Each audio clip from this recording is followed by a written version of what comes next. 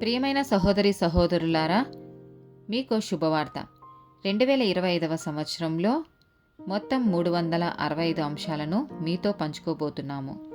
జనవరి 1వ తేదీ నుండి ప్రతిరోజు ఒక అంశము మరియు దానికి సంబంధించిన వాక్యమును పంచుకుంటాము.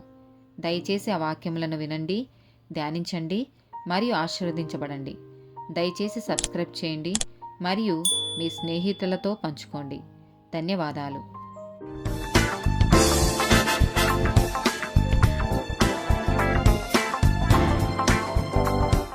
ఫస్ట్ డే టాపిక్ విడిచిపెట్టడం, అబాండ్మెంట్. ద్వితీయోపదేశకాండము 4వ అధ్యాయము 31వ వచనం. నీ దేవుడైన యెహోవా కనికరం గల దేవుడు గనుక నిన్ను చెయ్యి విడువడు, నిన్ను నాశనం చేయడు. తాను నీ పితరులతో ప్రమాణం చేసిన నిబంధనను మర్చిపోడు. కీర్తనల గ్రంథము 27వ అధ్యాయము 10వ వచనం. నా తల్లిదండ్రులు నన్ను విడిచినను యెహోవా నన్ను చేరదీయును. యెషయా 49వ అధ్యాయము 14-15 వచనాలు. అయితే సియోను యెహోవా నన్ను విడిచిపెట్టి ఉన్నాడు, ప్రభువు నన్ను మరిచి ఉన్నాడని అనుకొనుచున్నది. స్త్రీ తన గర్భమున పుట్టిన బిడ్డను కరుణింపకుండా తన చంటిపిల్లను మరచున, వారైనా మరచుదురు గాని నేను నిన్ను మరువను. కీర్తనల గ్రంథము 37వ అధ్యాయము 25వ వచనం. నేను చిన్నవాడనై ఇంటిని, ఇప్పుడు ముసలివాడనై ఉన్నాను. అయినను నీతిమంతులు విడబడుట గాని వారి సంతానము భిక్షమెత్తుట గాని నేను చూచి ఉండలేదు. యెషయా 54వ అధ్యాయము 4-8 వచనాలు. భయపడకుము, నీవు సిగ్గుపడనక్కరలేదు. అవమానమును తలంచకుము, నీవు లజ్జపడనక్కరలేదు.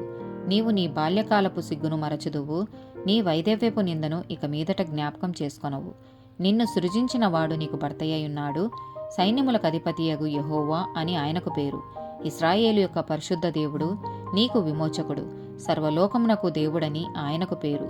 నీ దేవుడు ఈ మాట సెలవిచ్చుచున్నాడు, విడవబడి దుఃఖాక్రాంతురాలైన భార్యను పురుషుడు రప్పించినట్లును, తృణీకరింపబడిన యవ్వనపు భార్యను పురుషుడు రప్పించినట్లును యెహోవా నిన్ను పిలుచుచున్నాడు.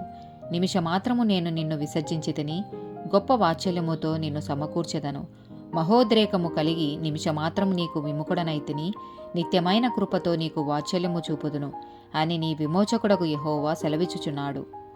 ద్వితీయోపదేశకాండము 28వ అధ్యాయము 15-20 వచనాలు. నేను నేడు నీకు ఆజ్ఞాపించు ఆయన సమస్తమైన ఆజ్ఞలను కట్టడలను నీవు అనుసరించి నడుచుకొనవలెనని నీ దేవుడైన యెహోవా సెలవిచ్చిన మాట వినని ఎడల ఈ శాపములన్నీ నీకు సంభవించును. పట్టణంలో నీవు శపించబడుదువు, పొలములో నీవు శపించబడుదువు. నీ గంపయు పిండి పిసుకు నీ తొట్టియు శపించబడును. నీ గర్భఫలము, నీ భూమి పంట, నీ ఆవులు, నీ గొర్రె మేకల మందలు శపించబడును. నీవు లోపలికి వచ్చినప్పుడు శపించబడుదువు, వెలుపలికి వెళ్ళినప్పుడు శపించబడుదువు.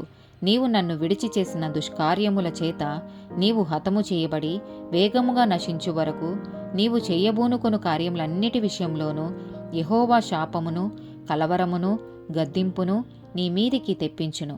ఇర్మియా 5వ అధ్యాయము 19వ వచనం. మన దేవుడైన యెహోవా దేనిని బట్టి ఇవన్నీ మాకు చేసనని వారు అడుగగా నీవు వారితో ఇలాగనము, మీరు నన్ను విసర్జించి మీ స్వదేశంలో అన్య దేవతలను కొలిచినందుకు మీది కాని దేశంలో మీరు అన్యులను కొలిచెదరు అని యెహోవా సెలవిచ్చుచున్నాడు. ఆమేన్.